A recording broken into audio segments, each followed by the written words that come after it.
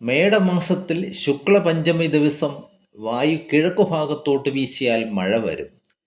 കന്നിമാസത്തിൽ നെയ്ക്കും പാലിനും 3 ഇരട്ടി വിലയാകും. 2. മിഥുനമാസത്തിലെ ശുക്ലപഞ്ചമി ദിവസം വായു പടിഞ്ഞാറോട്ട് വീശിയാൽ വൃശ്ചിക മാസത്തിൽ ധാന്യത്തിന് 4 ഇരട്ടി വിലയാകും. 3. ചിങ്ങമാസത്തിലെ ശുക്ലപഞ്ചമി ദിവസം കാറ്റും മഴയും 2 ദിവസം നിന്നാൽ തെക്ക് പടിഞ്ഞാറ് ദിക്കിൽ ദുർഭിക്ഷവും ധാന്യനാശവും ഉണ്ടാകും. 4. ചിങ്ങമാസത്തിൽ തന്നെ ചിത്തിര, സ്വാതി, വിശാഖം എന്നീ നക്ഷത്ര ദിവസങ്ങളിൽ വർഷിച്ചാൽ കൈവശമുള്ള രത്നങ്ങളെ വിറ്റിട്ടാണെങ്കിലും ധാന്യം ശേഖരിച്ചു വയ്ക്കണം എന്നാണ് പറയുന്നത്. കർക്കിടക മാസത്തിൽ പൗർണമി ദിവസം കാറ്റ് നിര്യതിക്കോണിൽ, അതായത് തെക്ക് പടിഞ്ഞാറേ മൂലയിലേക്ക് വീശിയാൽ മഴയില്ലായ്മയും ധാന്യനാശവും കിണറുകളിൽ വെള്ളമില്ലായ്മയും അനുഭവമാകും.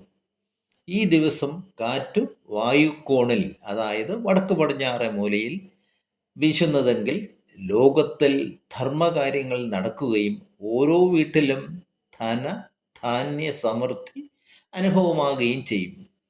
ഈ ദിവസം കാറ്റ് ഈശാനകോണിലാണ് വീശുന്നതെങ്കിൽ, അതായത് വടക്ക് കിഴക്കേ മൂലയിലിട്ട് വീശുകയാണെങ്കിൽ ആളുകൾ സുഖ്യന്മാരും ഗീതവാദാദികളിൽ താല്പര്യമുള്ളവരുമായിരിക്കും.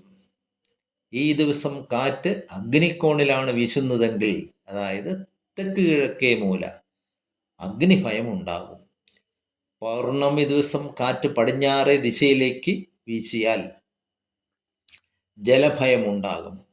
മുൻപറഞ്ഞ ദിക്കുകളിൽ ഒഴികെ മറ്റ് ദിക്കുകളിലാണ്, അതായത് കിഴക്ക്, വടക്ക്, തെക്ക് വായു വീശുന്നതെങ്കിൽ പൊതുവെ സുഭിക്ഷമായിരിക്കും. പൗർണമി ദിവസം ഭൂകമ്പം, കൊള്ളിമീൻ, നക്ഷത്രം, ഇടിമിന്നൽ ഇവ വീഴുക, സൂര്യചന്ദ്രഗ്രഹണം സംഭവിക്കുക, ധൂമകേതു ഉദിക്കുക, മഴവില്ല് കാണുക, ഇത്തരം സന്ദർഭങ്ങളിൽ സാധനങ്ങളുടെ വില വർദ്ധിക്കും.